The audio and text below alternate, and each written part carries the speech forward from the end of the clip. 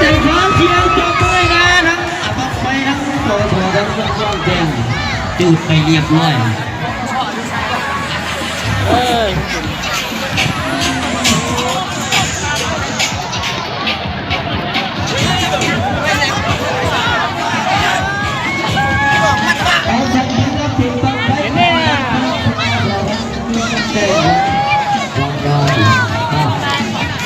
ปัจจุบันนี้ครับคณะกรรมการกำลังเตรียมเก่งตอนที่สามนี้ส่งกิจทั้งไอ้ดอกขาดทั้งต้องแก้วตอนที่สามกำลังเตรียมต้องไปเดินดูกันอันเลยเพราะตาต้องไปสิเลยเนาะปัจจุบันนี้ทั้งคณะกรรมการกำลังเตรียมเป็นทั้งของทั้งไอ้น้องทหารทั้งต้นต้นแจ้งติดต้องที่สามทั้งที่จีปืนทั้งธรรมดาให้นะบริษัทสัญญาณที่ล่าเลยไม่ใช่นะชื่อไม่ใช่นะคือเราเนี่ยยาลูกวัดนี่ตัวลูกเจ๊งอ่ะวันไหนหลังคุณตัวไม่ลืม